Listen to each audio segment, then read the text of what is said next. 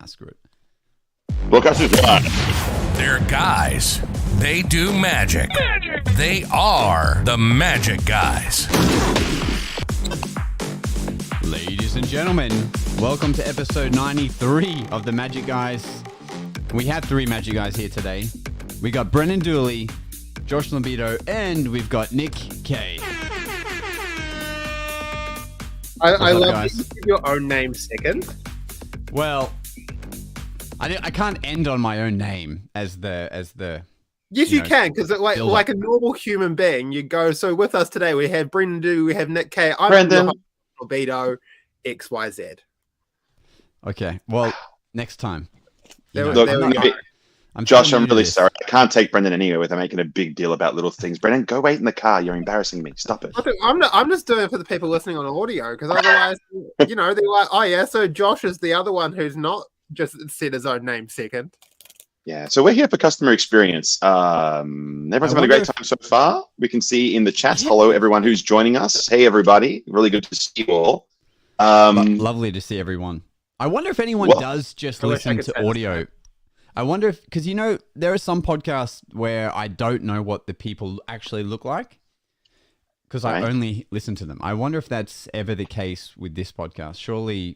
For me, it is. I only ever just do audio with this, which is probably not the best idea, seeing that magic is such a good visual medium, but I definitely do that. And I think that leaning into that, we should probably have a good conversation about something.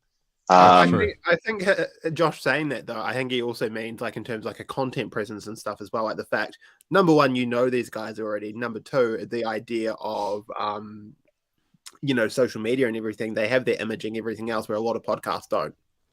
Yeah, but I think that if I think by nature podcasts were supposed to be effectively like a radio station, and it's evolved since then. So I think that if you are going to have like a TV show, have it be a TV show. If you're going to have a podcast, try leaning to the medium and 80% value of it being an audio-based thing.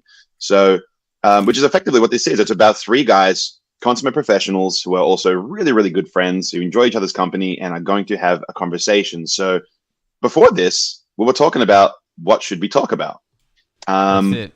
And we came up with before, just real quick, I should preface, because everyone's going to be thinking about this during the episode. Where are Doug and Jason? Well, you know where Jason is. He's on a ship still, to ship or not to ship, and he chose to ship for 3 months. Doug is sick. He's like, it still shocks me. Like, he's joined a cult or something, surely. I know. And amazingly, somehow the show that he's on in the ship is also playing at the Brisbane Festival right now. They've cloned it. They've cloned themselves, and I'm going to go see the show at the festival that Jason's not in, but other great performer friends of ours are in. And hopefully I can chat about that next week. Yeah. Of course, our good friend Doug, he's a little unwell at the moment. So if you do have him on social media, just send him a little message, let him know that he's loved, and tell him that, hey, we heard you're unwell. Wish you a speedy recovery. So hopefully he'll see him back here next week. Okay. And mention how good the pod was while he was gone. So I wrote this down quickly, and I wrote down to eat or not to eat, and there it is. Cool. Let's preface that. So we're talking about the title ambiguous. Yeah. Well. Yeah. So what we're talking about, listeners, is we're talking about the things that we do before a show. I have a bit of a protocol that I follow. Right down to like my bathing routine, which I'm not going to share with you guys because that's just creepy. Although I do go over it in my lectures, when we do conventions and so forth. But the one thing that blows me away the most is this.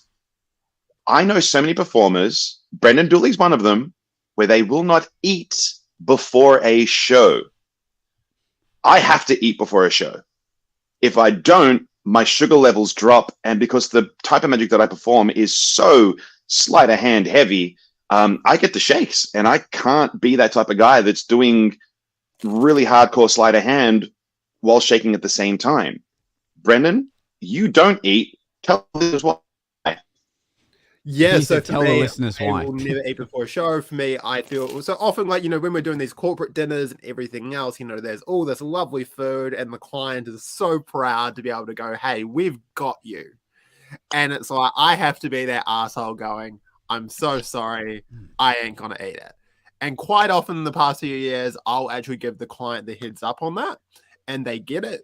But for me, I'll feel bloated on stage. I remember there was one client that really pushed and I ate like, and I felt so gross. I remember I was emceeing this thing and I just felt bloated.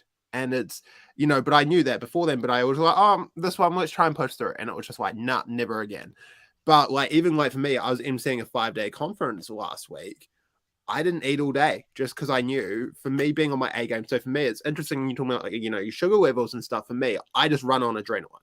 For me, I love what I do. When I'm on stage, I'm in the moment. That is my zone. That is what I do. And I'm like, that is all my focus is, and my body's not processing it. But it is something I'm aware of. So for example, let's say if I know I'm emceeing all day or whatever, I'll have a big dinner the night before. And I'll make sure. Okay. And also I'll probably have like a smoothie or something in the morning. Like, like I still, I keep hydrated, everything else. But in terms of actual food, no. And then let's say it's an evening function. So let's say I'm on stage at 7. I'll probably have a decent meal about 3 o'clock. So I try to be aware to give my time for my body to digest and stuff, but like probably that 90-minute to 2-hour window before a show, absolutely not. Because I feel that when you feel your body, you got like a 4-hour period that you can sort of function and be okay in. If you're someone who performs in the evening or has back-to-back gigs like myself, you end up in a situation where it's like, if I don't eat now at this opportune moment, I'm not going to eat at all, and I haven't eaten since like noon. So totally. I'm the type of guy that will definitely like force feed himself to make sure that I do have that sugar level, that energy that I can burn off. Someone made mention just now that they like to have fruit or something before a show. That's a great idea. Thanks, Liam. Nabito, you haven't shared your thoughts on this. Well, how do you prep before a show? Are you eating or not eating?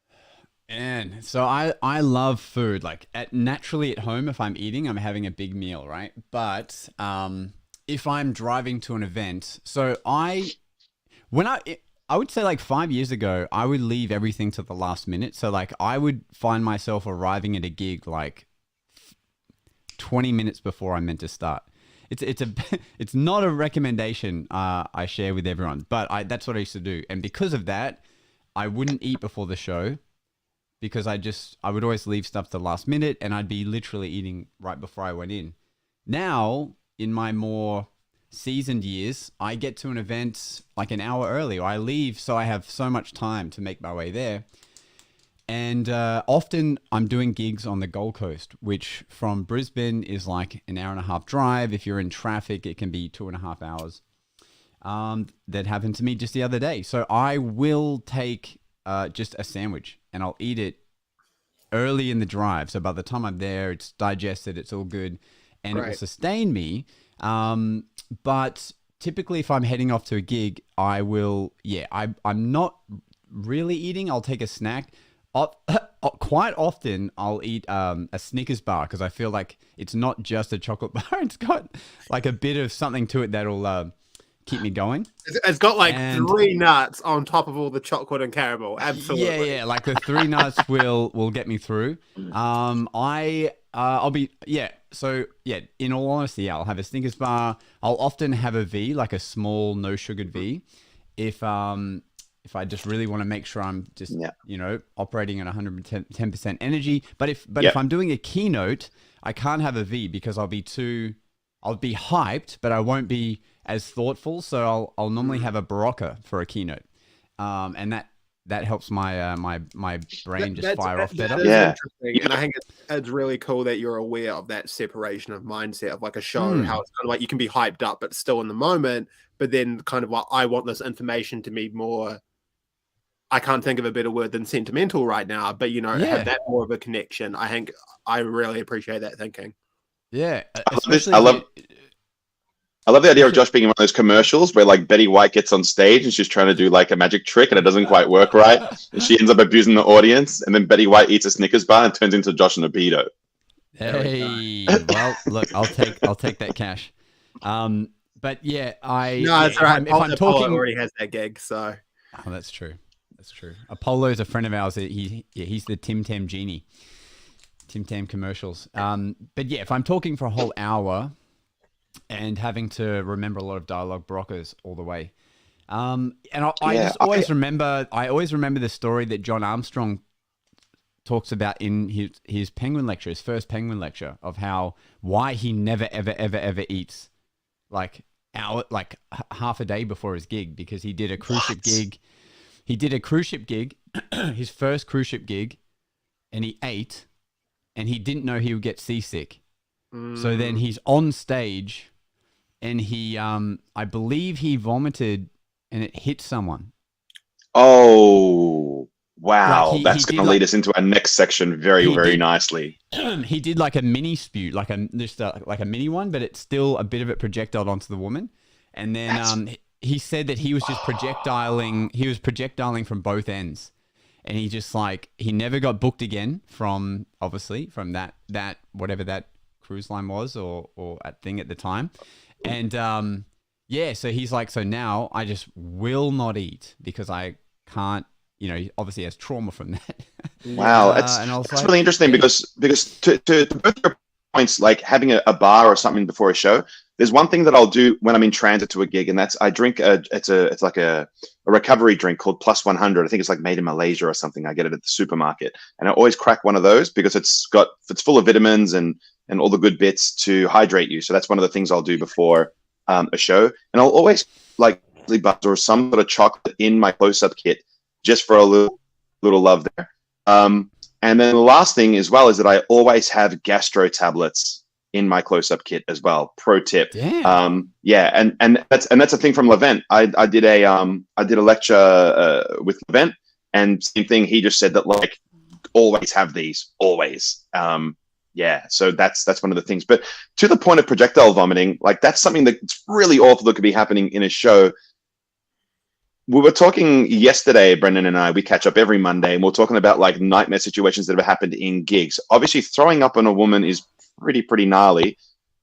Question to the group now, are there any nightmare stories that you can share from your gigs, whether you threw up on a woman? I once set a woman's hair on fire. That was a good day. Yeah. I think we should, do we start with that or close with that? Because I can't beat that.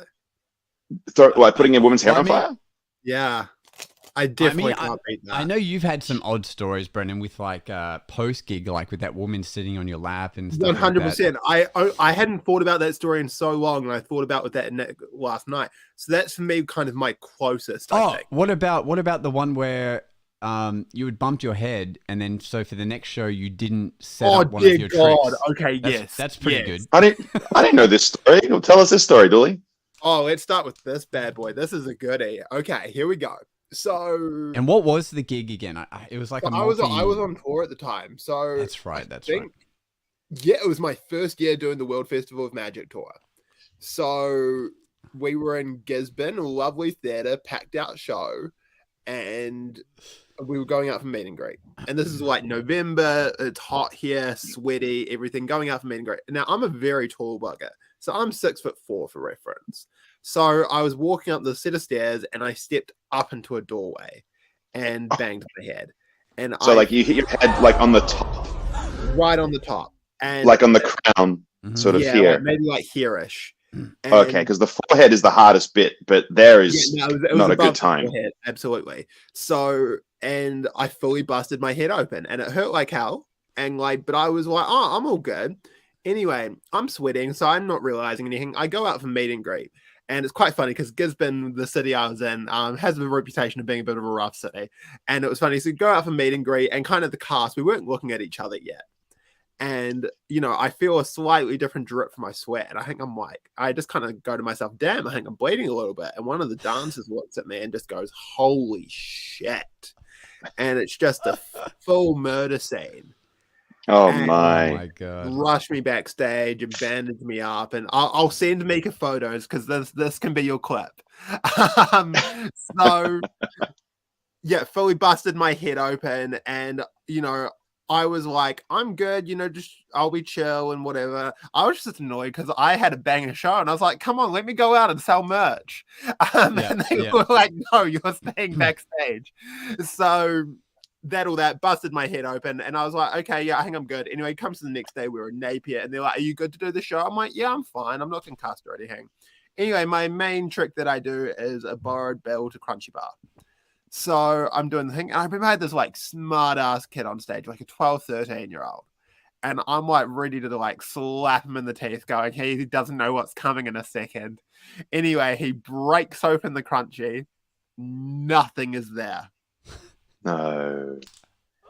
What happened? Did you brain fart from getting your head hit? 100%. Didn't prep it. Yeah. So I hadn't done to do what I need to do. And I just remember going, I always have a spare 20 in my pocket. So I just remember going, right, there's a 20, get the fuck off. Man. I didn't say that word, but that was my inner dialogue. And and I just remember walking off stage going to everyone, yeah, I'm concussed. Wow. So welcome. And it was so funny though. What I will never forget from that experience was people after the show going, great show, blah, blah, blah. Was that supposed to happen? Like everyone thought that it was totally a joke. No one believed that I was actually going to have the note in the crunchy. Wow, that's interesting. That was really interesting. So I'm just like, well, come back next year. Wow, that's a really good one. I'd never heard that story from you before, but I forgot about it, and then that's what podcasts are good for.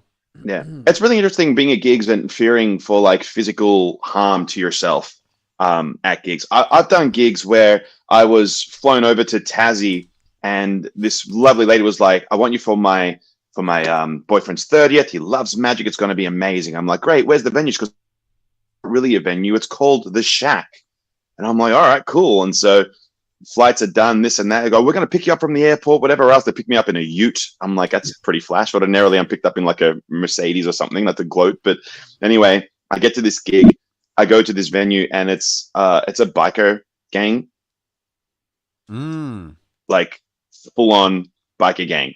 And I rock up, like burgundy suit, bowler hat, being all lovely and hilarious. And I got these guys that look like they could kill you with like a napkin, like they're just the most roughest looking dudes. And I'm just doing my thing, and they loved it. And these guys were coming, and I tell you what, say what you will about them, they were so lovely. This guy came over, and he just looked like he had tattoos. The tattoo that you have like here on your eye, there's like a teardrop. That, to my knowledge, and I'm happy to be corrected about this, but if you have a teardrop tattoo, you've killed someone. So this guy come over, and he had a few of them, and he was like, "Have some punch," and I'm like, "I'm gonna die drinking this, thank you." But I didn't. I drank it, and it was delicious. And he was like, "I made the punch," and I'm like, "Sick." And it was so awesome, and they were so lovely. But it was a type of thing where it's like, I think I was only in my mid-20s when that gig happened, and I remember they're like, "Oh, where are you staying?" And I'm like, "Oh, I got accommodation just across through the park. I'm just going to walk through the park and I'll be right." "No, don't walk through the park." And I'm like, I can literally see it. Like, "No, you'll get jumped." Oh, what? And then the guy who was like one of the biggest humans I ever met, and he had like a beard and I remember this. I remember he had this ring that was significant within that realm, because I was going to do a ring flight. And for those of you that don't know what a ring flight is, it's where you can take a ring, you can vanish it, and then have that ring appear on your car keys. And I was going to do the trick, and I was going to go put the ring on to start my routine. And the guy was like, "You put that on and you die." And I was like, "Okay, give it back."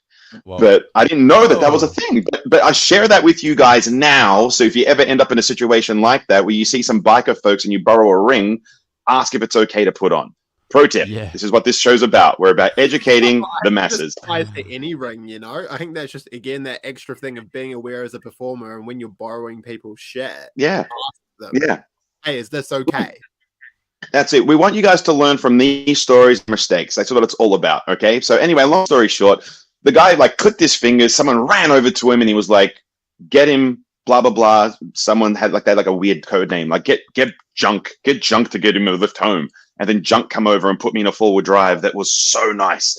It was like a top of the line Audi, and then just took me, around the block and took me home so that I got home safe. Them is good people. Yeah, I do have another story about where I did kind of fear for myself. I was booked for a 30th birthday party, and it was at a really nice venue, just here in Fitzroy, in a beer garden. And they had booked out the back section. It was beautiful day. I rocked up. They'd hide me for a couple of hours. It was going to be really nice. So I rock up, doing what I'm doing. I think I was in my, it's an early 20s sort of game.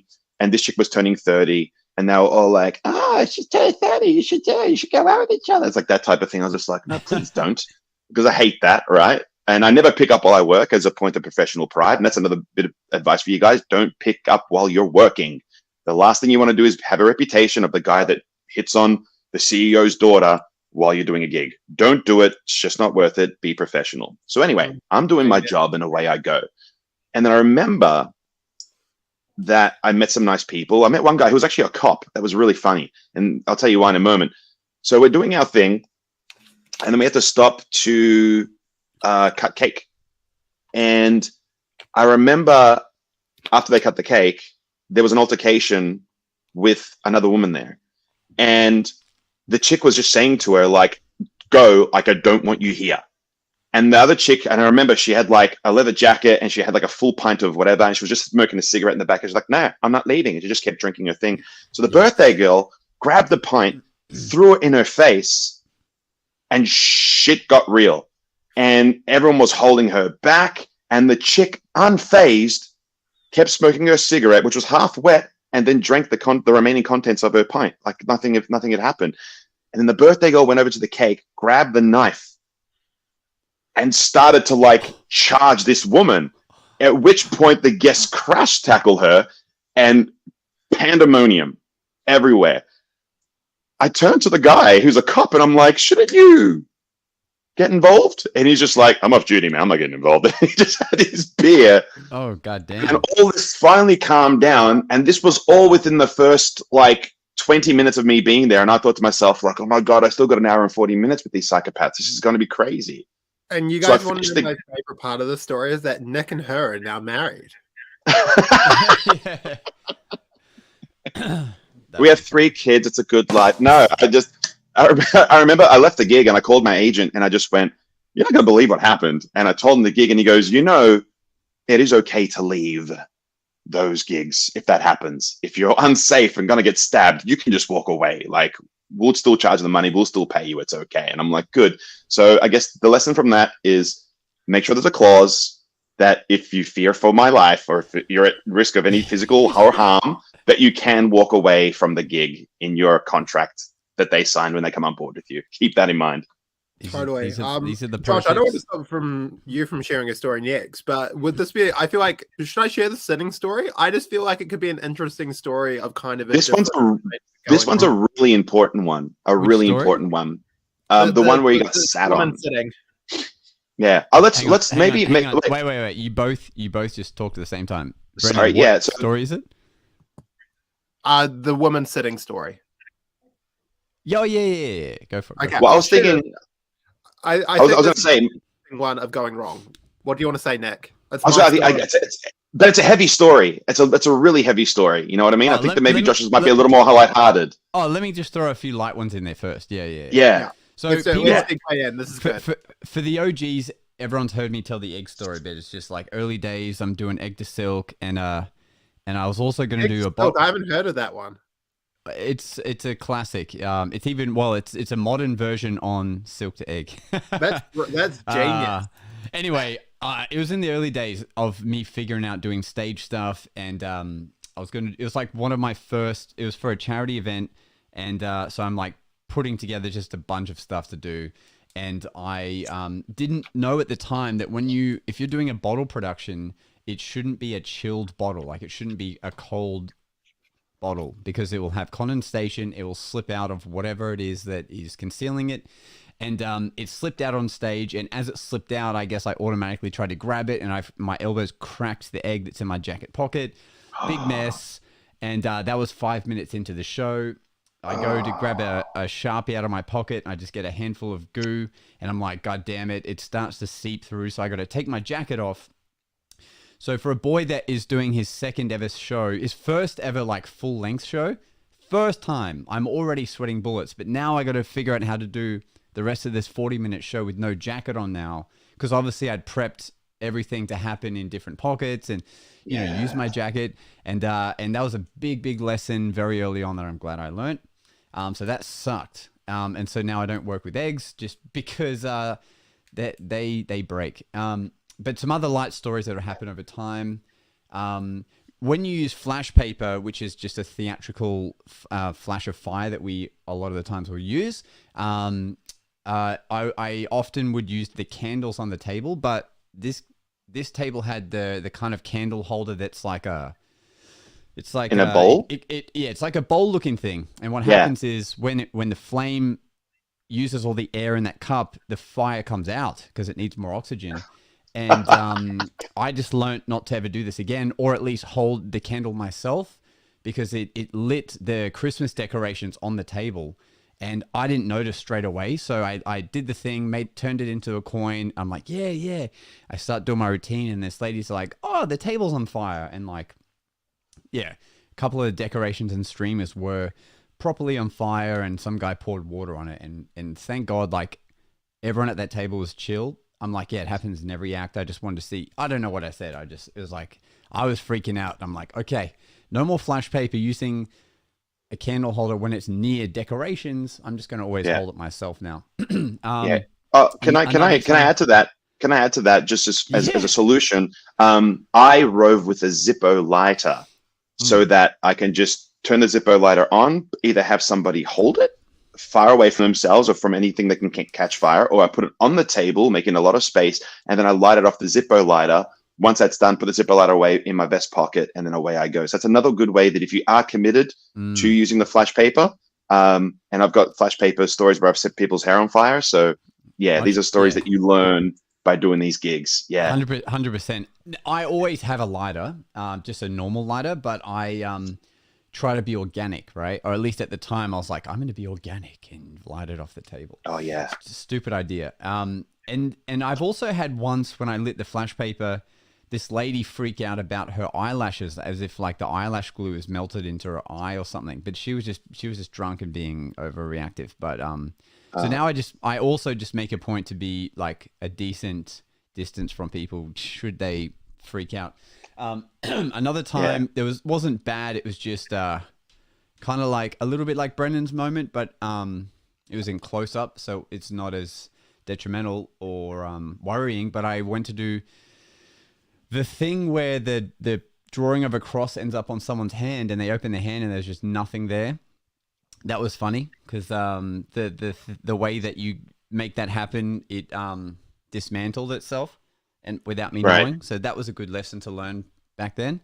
Man, there's just so many stories of just things just being weird. Like, the other day, just this week, I did card to ceiling, and the card didn't stay on the ceiling, so like it hit, and like I saw it be there. So then I caught the deck, and I'm like, haha, one card is, and then I looked up, and it wasn't there. I was like, what the hell? I just saw it there.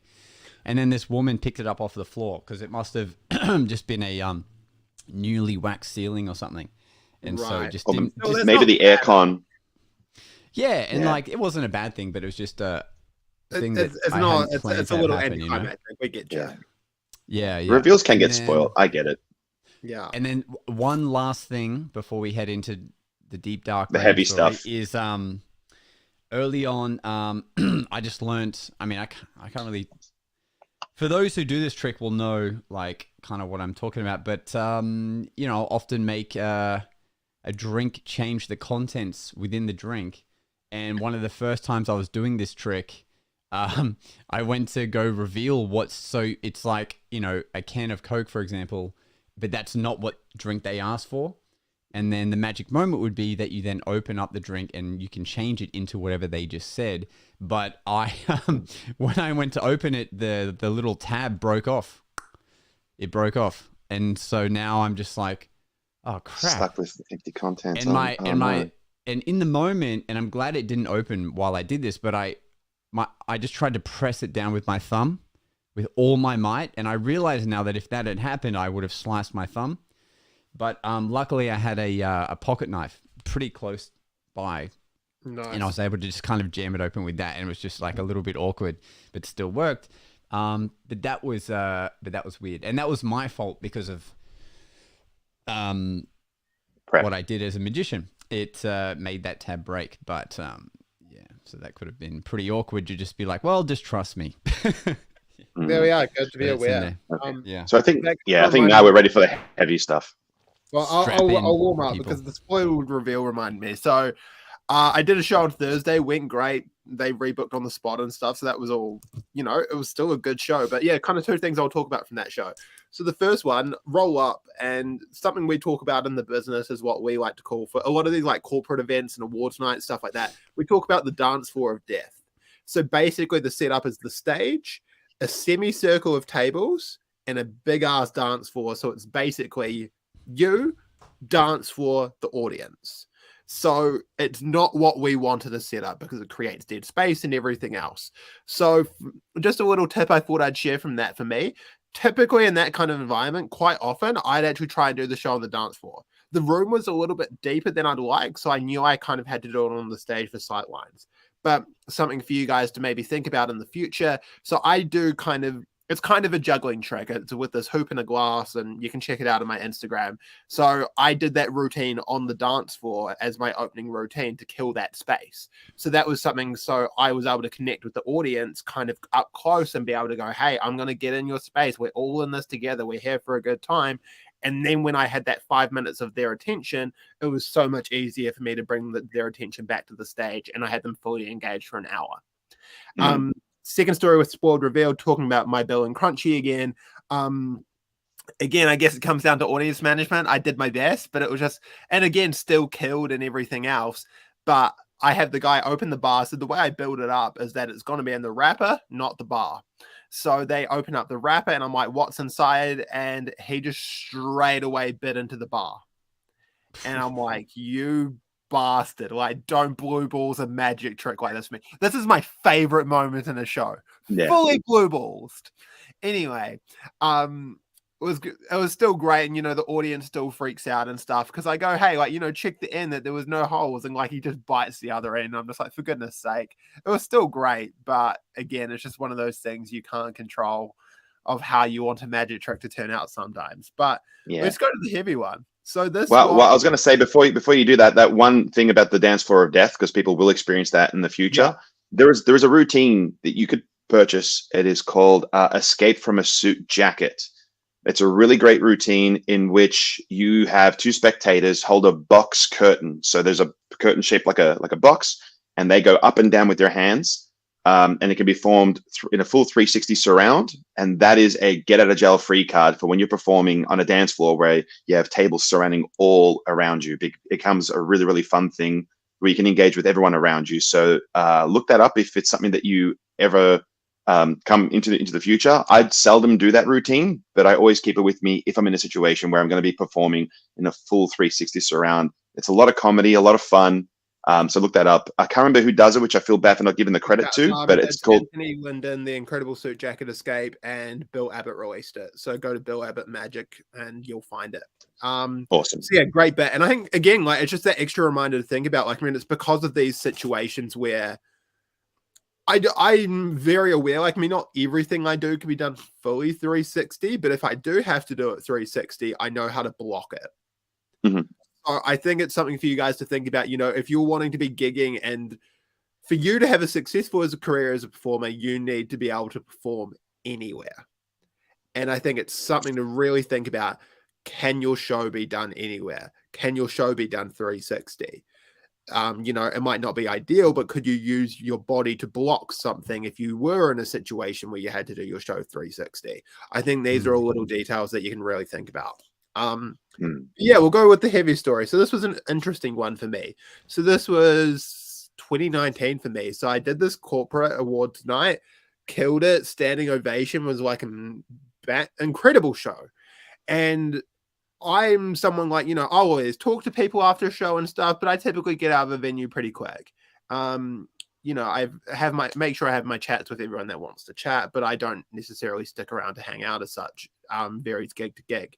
But I had this group of women, and they were like, hey, we adore you. We'd really love if you came and had a drink with us. And it was like this table of 10 women. I'm like, I'd love to. Look, let's do it. So I go ahead and do that. Great chats and stuff. Anyway, this incredibly large woman, probably in her mid-40s or something, she just literally, while I'm talking to these people, just comes and sits on my lap. And I'm like, what the hell? And I'm just straight away hands in the air because I knew I didn't want to touch. And I was like, it was a situation of like, because like, let's say this was like a public, let's say I was randomly at a bar, right? And someone came and sat on my lap. I would have no problem grabbing them by the hips and just going, whoop. Like, but in this situation, I was just like, nope, my hands are in the air. And everyone at the table was like, what the hell is going on? So what was weird was the woman was ignoring me. So she was trying to talk to who I was talking to. So she's ignoring me, and I try to like be funny about it, break the ice. Like I'm like, hey, this normally costs extra. Then I remember reaching my hand around to try and shake hands and like, we should probably meet. I'm Brenden, you are. And she like shakes my hand again, not making eye contact. It was this really weird situation. And this was about 2 to 3 minutes of this, no joke. And everyone's like, what the heck's going on? And I just kind of dealt with it for a minute. I remember my hands were just chilling in the air while I'm talking to someone on my other side. Then finally, one of the women came over with a gem and was just like, hey, this isn't what he's paid for. Get off him. So the woman gets off, and then she goes to me rather sternly, I want your seat. And I knew in that situation, I was like, I'm not, I'm someone... Again, customer experience. But in that situation, I was also like, I'm not letting this woman try and beat me or take over or whatever. I was just like, hey, I've been invited over by these people to come and have a drink with them in a conversation. I'm not going to move, but there's an empty chair over there, or you're welcome to pull a chair up, but I'm going to stay where I'm at. And then again, she says, I want your seat. And it's like, hey, look, I'm not going to move. Like, I'm here to have a chat with these people. They've invited me over. I'm going to do that. I'll head away in about 10 minutes. And then she goes, do I need to talk to David? Now, David was the client. And I'm like, that was when my brain spewed of like, is she going to try and say I touched her? Like, what kind of, I don't know. And that was a really weird moment. And then I just, again, stood my ground. I was like, look, I'm not moving. You're welcome to pull up a chair or whatever. And then she backed off, and everyone was just like, look, don't stress about a thing. Like, we've got you. Like, she's weird, blah, blah, blah. Anyway, I remember like walking back to my room, incredibly uncomfortable. But the client texted me the next day, like first thing the next morning before I'd even woke up. And he's like, hey, I heard what happened last night. Are you all good?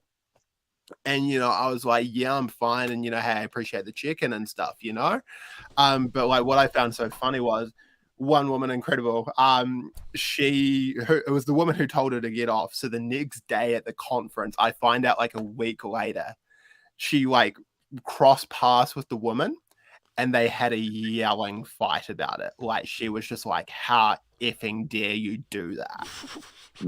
Like it was this whole altercation. Was brilliant. But I remember like calling my agent about it just because, again, it was just that whole thing.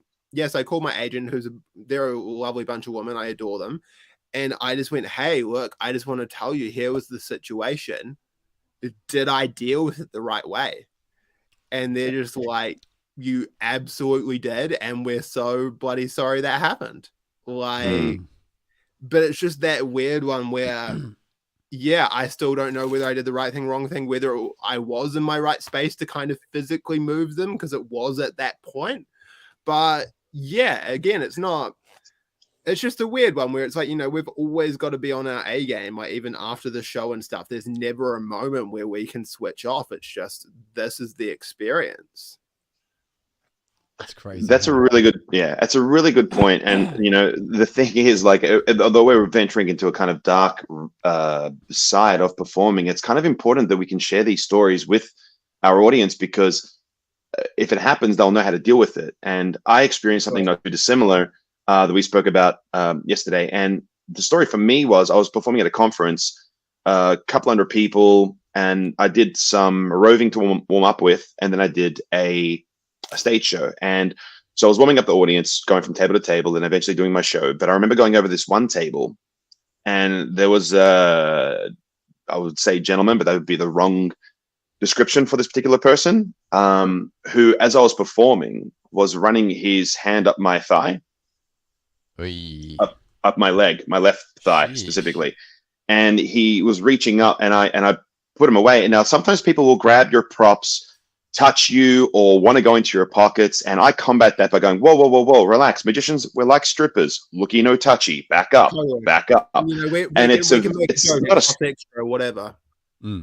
Yeah. Now, the joke is legit, but I lead with that, and then I could be a little more firm. I'm like, you do not have the right to put your hands on me. We need to stop this interaction. Right? I need to walk away from this, or you need to calm down. There's two options. What do you want to do? Like, there's ways we can sort of like elevate this, right?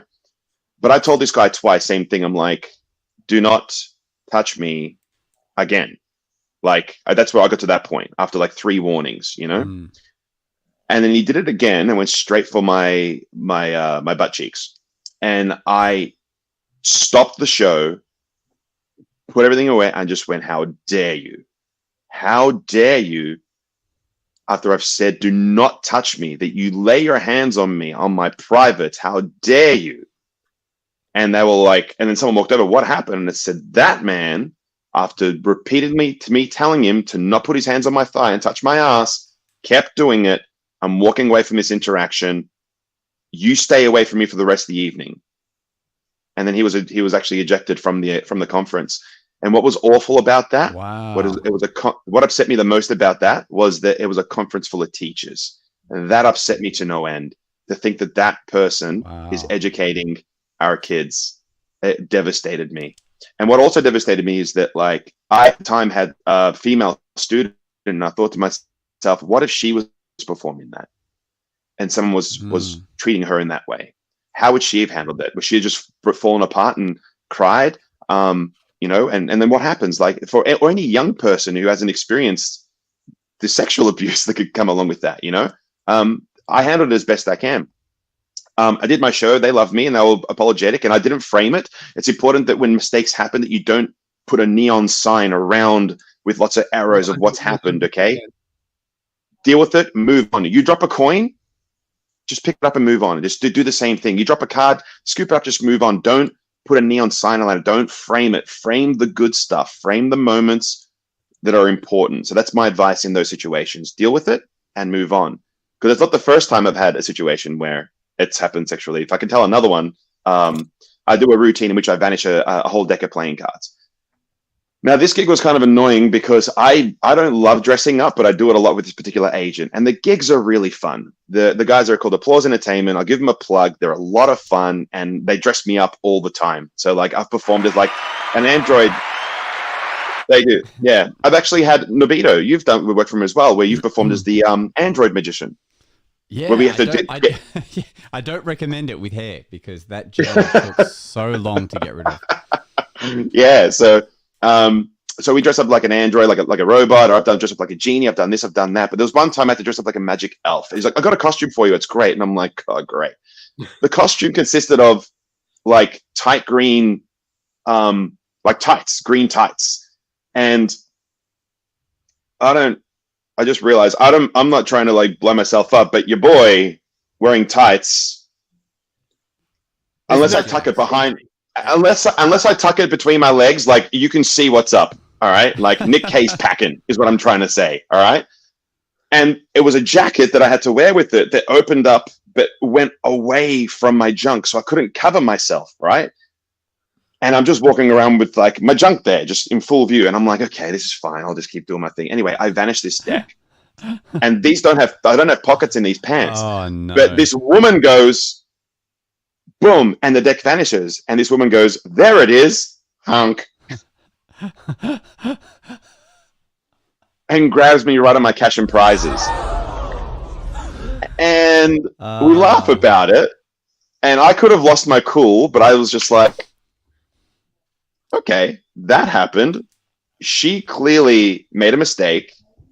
And I should feel violated, in which I kind of am, but she obviously feels very bad about it. And she was drunk and whatever else. And in a party, they kind of forget that you're a person, you know, and they just have to take a moment and go like, okay, you do not have the right to put your hands on people ever. Relax, stop, Can you imagine if we had one female on this show? Like, imagine the stories they would have. It'd be awful. This, especially roving, any roving artist.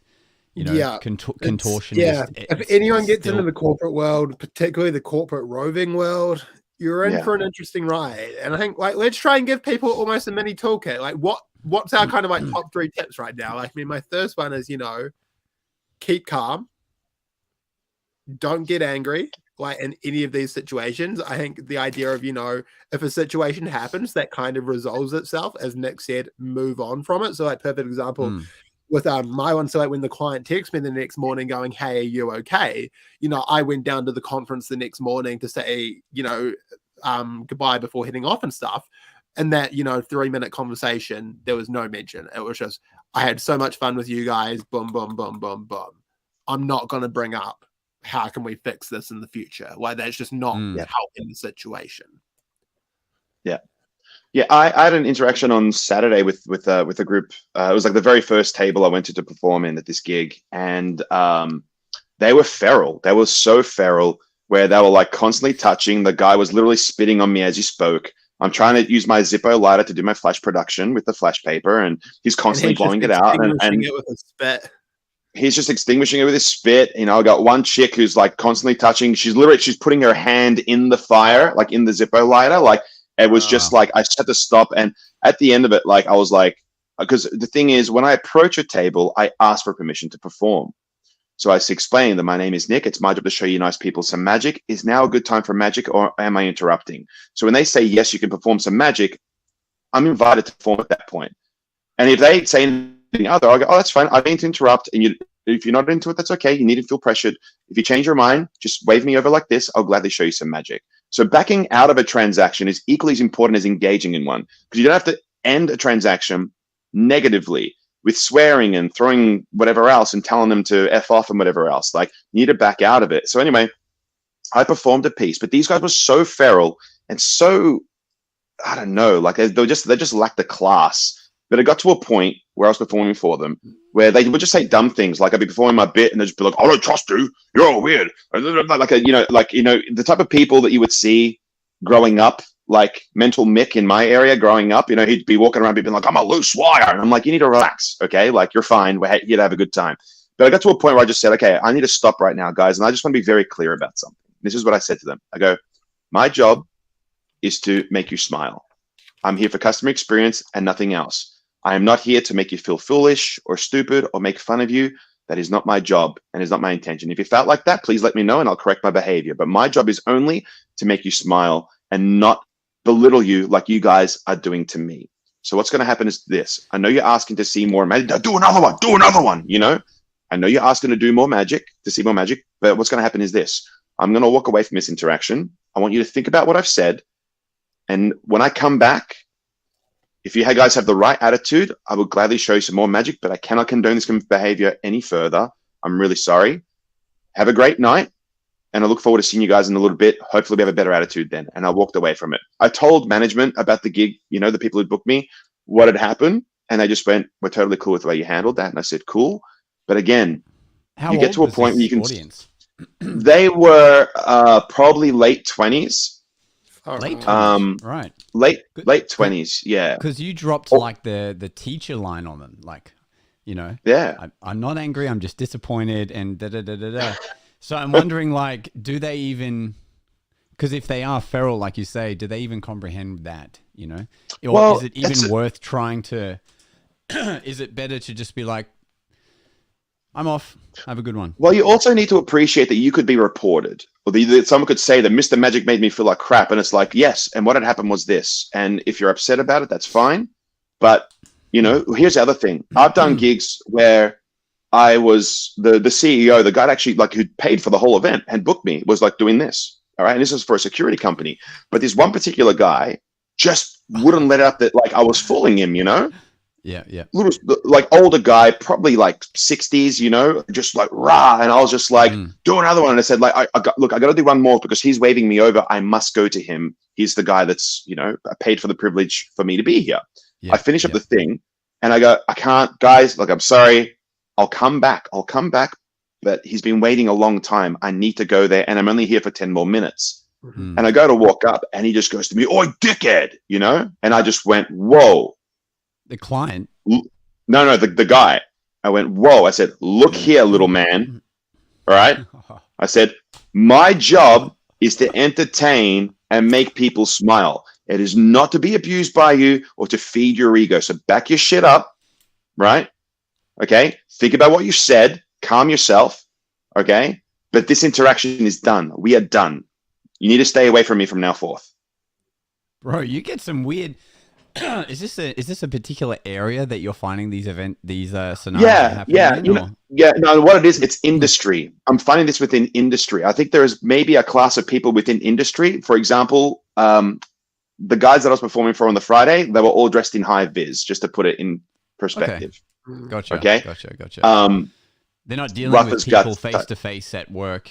They're not dealing with customers. They're in the shed building stuff. Yeah, so they probably don't appreciate that, and they probably have this mentality where like my dad was a dick, so I was a dick. You know, they kind of like they have that mentality about themselves, and you got to appreciate people like that exist. It's not about running away or avoiding them. Sure, you can, but you also need to appreciate that like having the skill set to handle them is so much more important to understand that. And people, again, even David, bless you, like you're saying like I'm so sorry that my group was rude, and I get that from like Bucks parties, hens parties, they get mad. People have their own biases when they come there, like Sarah's getting married. Screw Sarah. Why aren't I married? And they have like aggression that they come out, and the people will bleed on people who didn't cut them. Mm-hmm. And you might be the person that they're bleeding on that evening. It's not your fault. It's not on that. And I think, like, something I'd love to add to that. I remember I've said it a couple of times in my career. And it's not even like it's been there ready to be said, but kind of the more brutal kind of shutdown of like people are just a bit like, just jumping and being like, just again, ruining everyone else's experience. And this is in a roving situation. Like, how do you handle that? Down, like, just be like, shh, daddy's working, like that kind of whatever, like, and like, but again, it's that rule of three, it's kind of like that third warning. I remember like the first time I said it, I was just like, hey dude, are you okay, man? Like, I'll be straight up. I'm being paid right now tonight more than you make in a month to give these people a good time. Like, that's not a bad point, because to your point, I've done gigs where people have been so rude, real estate guys it was, and I literally turned to him and I said, dude, shut the fuck up and let me do what I'm paid $1,000 an hour to do. And he went, is that what I'm paying you? And I went, yeah. And he went, all right, I'll shut up then.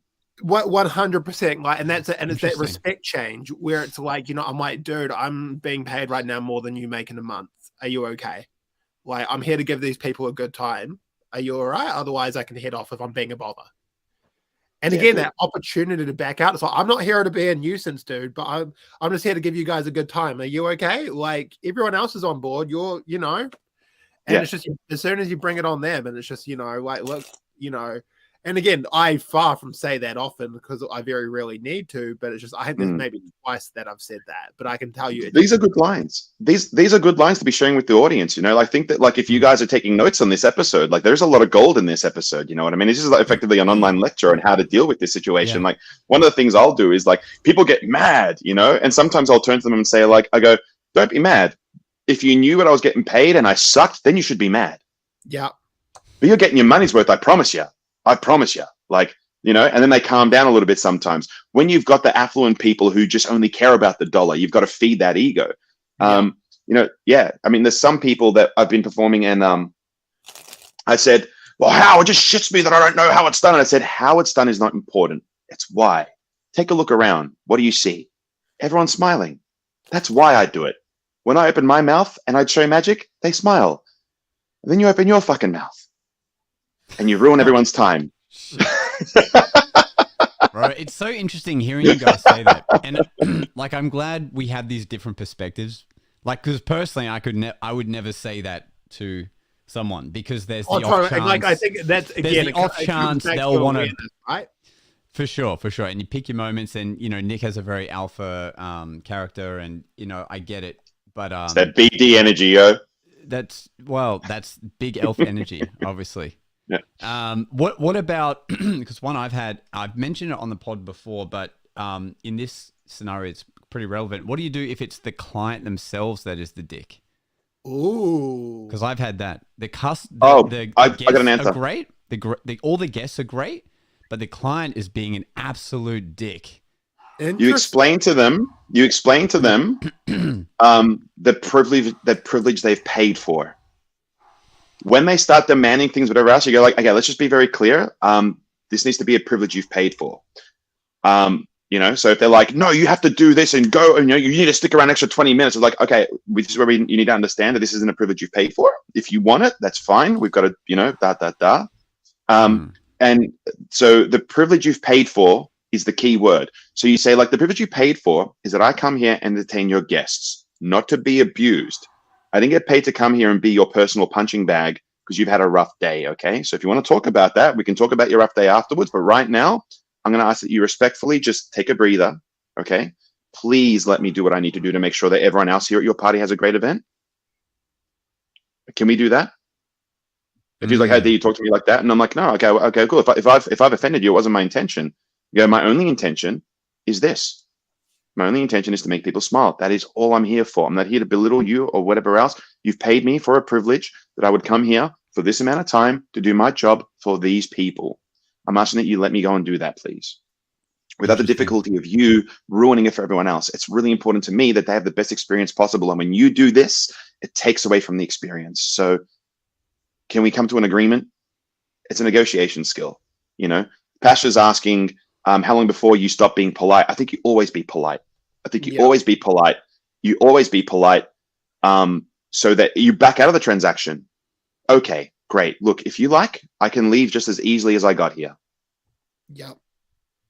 So I can walk away from this event as easily as I got here, I think with Pasha, I think my kind of contribution to that would be, yes, always be polite. My attitude would be almost that rule of three, but then transitioning to being stern, like still polite. You're never going to get angry. You're never going to swear, everything else, but just being like, again, owning that space and creating that clarity of like, here's the boundary. Here's what you have paid for. Here's where you've overstepped the line. Yeah. And because of that, great, you've overstepped the line. And because of that, we are ending this interaction. 100%.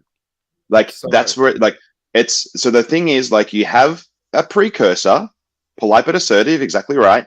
And then the outcome is we're either going to stop or you're going to behave yourself. That is it. Like you give them the motive, you let them make the decision. Okay. It's about taking responsibility. You're being responsible for the interaction, but the liability comes on them. They were liable for ruining the show. Mm-hmm. If they chose to ruin the show, that was them. That was a liability they took on. It's on them. That's super important. And I think, sorry, something I'll quickly say as well. And then I'm keen to ask Josh what your experiences are with clients being a dick. But Pasha, I'll quickly say, I think it's worth having those kinds of lines really depending on the situation. So let's say someone's being a bit handsy, again, the like magicians are like strippers line, or, hey, touching costs extra. Like, quite often the joke will shut it down because they get the message from that 90% of the time. But it's just that whole thing of like, then you might need to go for that, like, hey, sorry, can you just stop touching me so I can do my job? Thanks so much. And then maybe that third time might be when you need to go a bit more assertive. But I think, there's that crescendo of the interaction. So, like, Josh, please, I'd love to hear kind of your experience of clients being a dick and kind of how that could be combated. There's only two companies that I've black marked to not do work for. And one was... who are they, Josh? Who are they? Yeah. Well, one was... Let's slander them. One was... I'm joking. You might not want to do that. No, fuck him. Oh! There's a guy named Hugh Waters. If anyone should come across the name this guy. and everything. All right, well, guys, if you want a gig, Hugh Waters, track him down. So this guy was, at the time... traveling around Australia putting on Harry Potter themed events, and it was but it was called it wasn't called like Harry Potter. They went with a different character in the show and called it like the blah blah blah hangout or whatever. And Weasley hangout. Something like that, but it was full Harry Potter themed. And they called me up and wanted to book me to do obviously magic at a Harry Potter event. And they're like, all right, we negotiated a rate. I sent them an invoice and they didn't. And this is, again, we learn these lessons along the way, right? So this was quite early on and they were like, oh, we didn't pay yet, but can we just pay you cash on the night? I'm like, that sounds great, but I need it to be paid before I start performing. They're like, yeah, no worries.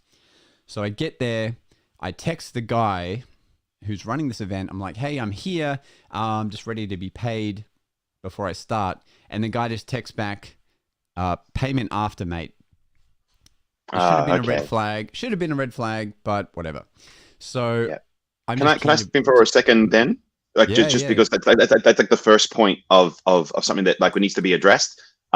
So what I do is, when they say, would I pay cash? You say it's essential I get paid upon arrival, because I will be at the event 30 minutes before my starting time to give myself to get prepped. I need to be paid immediately before I perform because I have to rush off to another gig afterwards. Sure. Or you say, I might need to rush off to another gig afterwards. So you've given them a cause and effect. You need to do this so I can do my job. Because if I have to chase you for an hour around the venue to get my money, I'm going to be late for my next client who's paying for the privilege. I mean, I don't know that you can say all that in an email when they're booking you, but definitely to that effect for sure. I mean, I just had said, great, as long as I'm paid before I start, Yeah. But definitely it's so you have to make sure that they know before you start. Or what I should have done is gone, great, well, I'll just wait till you pay me and then I'll start. That's what I should have done, and just not cared about the money. It's what I should have done. So anyway, so I start performing. I figure out the guy that is the host of this event, he's the DJ, so I can physically see him. It's just that he's like ignoring everything else amongst his little zone there. So I do the magic goes really well. and then I finish and I'm like, great, I'm ready to be paid. And they're like, and he's not texting me back. And I'm like, but I can see him there. So I just walk straight up to the booth. I go in his booth. Now I'm in his space. And I'm like, hey bro, I'm here to be paid. And he's like ignoring me, but now he knows I'm there. And so he starts texting away to his team. And he's like, oh, so-and-so will sort you out. So now I go down to the entrance where people are taking money for people to enter in. I'm like, hey, Hugh said you guys are going to pay me. And they're like, oh, we don't have that much in our till. Like, we don't have that much.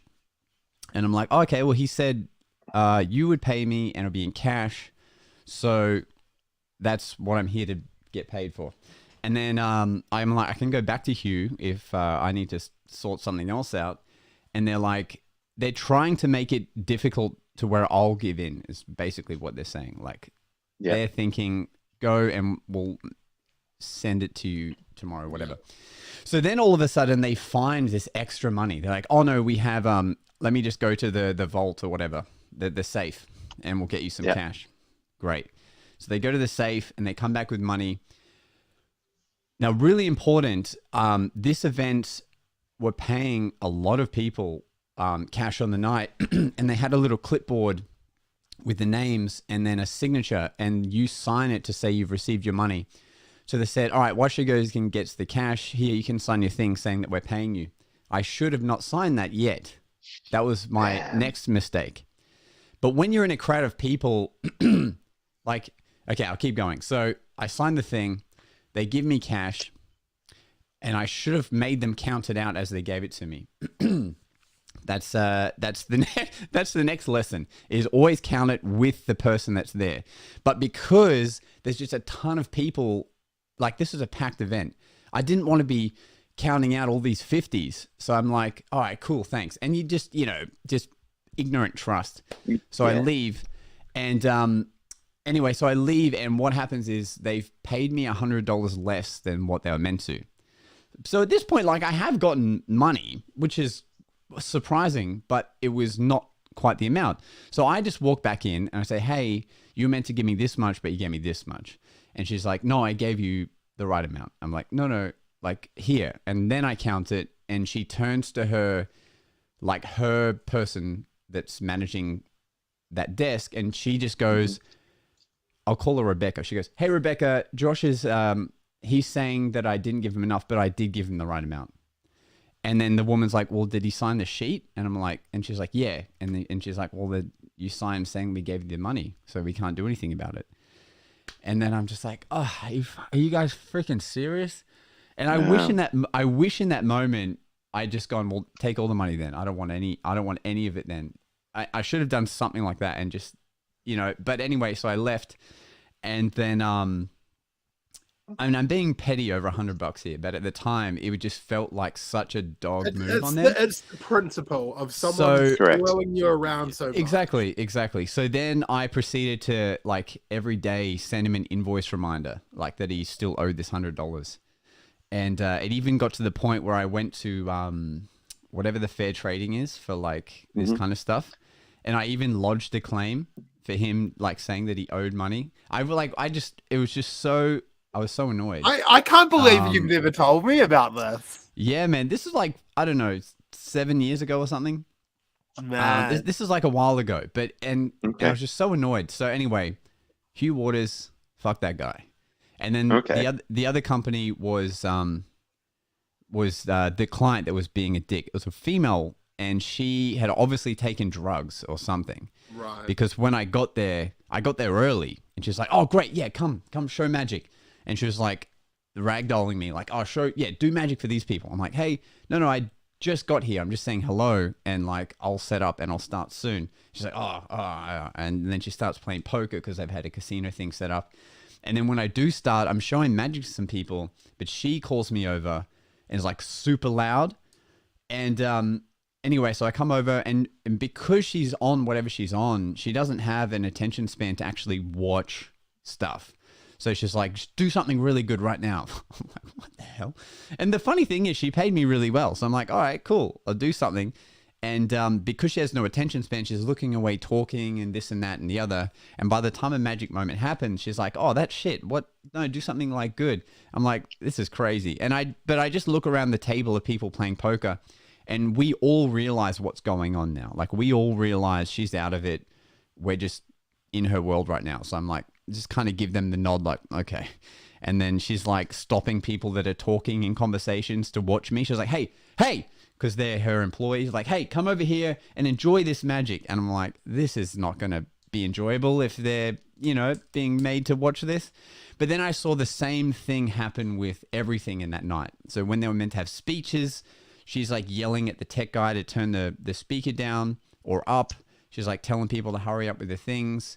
And I was just like, fuck. So as soon as the clock struck 10 o'clock, I was out of there and I was just like, it's not worth my time ever coming here again.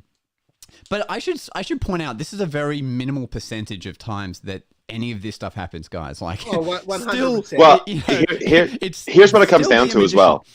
Yeah, here's what it comes down to as well. You could have awful clients, okay, and they can be a pain in the ass. But again, it's got to be a privilege they paid for. Like, I'll put up with your. Like I've done gigs where I went to my green room and there's been mirrors everywhere. Let's just say that much, okay? And I walk in and they're like, "What are you doing here?" I'm like, "This is my green room. Be cool. Everyone do what you got to do." And they're like, "You want one?" And I'm like, "Nah, I can't. I'll get the shakes and stuff. I'm good, And I got to play it cool. But it's kind of like it's pretty full on when you walk into an episode where you expect Johnny Depp to be in a room, if you know what I mean. You know what I mean? These things are going to happen again. They've got to be privileges they paid for. You will put up with enough crap if it's a privilege they paid for. But if you're like, look, man, this is like a charity gig and I'm doing it for nothing and you're going to try and treat me like I'm your mop, like you got to be chill. And also, the higher you pay a client, normally the better they are to work with. Like they're usually not more demanding. So that's how you get your gigs. It makes so much more sense now. Did I say the more you pay a client? Yeah. That's funny. The more you pay them to review you. No, the more they pay, the less demanding they are. It's a weird 110%. Vibe. You would think they'd be more demanding if they're paying more, but it's not like that at all. I also think we should finish on with regards to that second scenario is how do you combat that? We haven't actually said how do we combat that. And there's something that I do because a lot of times when I'm doing stuff, I'll have a particular type of person who's like, do this, go to this table, blah, blah, blah. And sometimes they're like, oh, let me announce you. And I go, no, it's not needed. It's not needed. I go, no, it's a roving set. It won't make a lot of sense. It will break out into a floor show. What you go, you just focus on, you just tell them, you just focus on letting me a good night and let me do what I do best. I got this. I go, just wind me up, watch me go. You don't have to worry about a single thing. I'll make sure I blow everyone's mind. You just go have a good time. I got this. Like, that's one of the things that I'll try to do when someone's like, no, you got to go here. You got to go there. It's like, no. You trust me, you're in very safe hands. You just focus on having a good night. I'll make sure everyone else does the same. Don't worry about it. I got this. I got to get myself ready, and then I'll fire off at blah and this and this and this. And I just tell them like, I'm in control.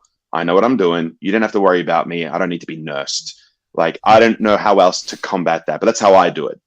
Anyone else have any suggestions? I mean, it's something I kind of use as a sales line almost sometimes. Is like, so, I have my spiel, but like, something I'll kind of tag on, particularly in a phone call situation, is I'll go to a client like, look, I want to be the easiest part of your event. Good line. Like, nice. If you're worrying about me, I've done my job wrong. Like, I think I want to be the most talked about thing, but I want to be the thing they've worried about the least. Great line. And it's just, I think, creating that as that product for yourself, and that will help you sell yourself. But, yeah. Yeah, nice. I think, yeah, I'm very hard to annoy. It's very, very hard to get on my nerves. And especially if I'm performing, because when I'm performing, I just kind of go with whatever happens. But I'm very aware. I don't try to hide the fact that something's happening. I'll just make a point of it. And personally, I'll just, keep going around it. Like, for me, if someone is being a dick, I'll say they're a dick without being so on the nose about it. And then I think the principle there is, if you can't hide it, highlight it. Mm-hmm. Right. Yeah. So if someone's genuinely out there to be a dick, you can think about, okay, hang on a second. What is your name, sir? And he's like, I'm Gavin. I go, look, Gavin is straight up just starved for attention. If everyone just on the count of three gives him a big round of applause, I'm sure that Gavin will get his fix. Ladies and gentlemen, Gavin. Yeah, totally. Yeah, exactly. I've got a line, and that's kind of the reverse on that. So let's say you've got a Muppet that's going like, "Oh, I saw how you did that," or what? Let's say for that situation, right? I'll be like, "Hey, sorry, for a second, what's your name, man?" Dan. Okay. Hey, sorry, just 1 second, everyone, guys. Dan saw how I did it. Everyone's silent. You hear that, Dan? No one gives a shit. Yeah, that's a great line. Exactly. Or you get the person to laugh, and I promise you, they will not bother you. And again, I won't drop that on a first situation. It's a read the room kind of thing.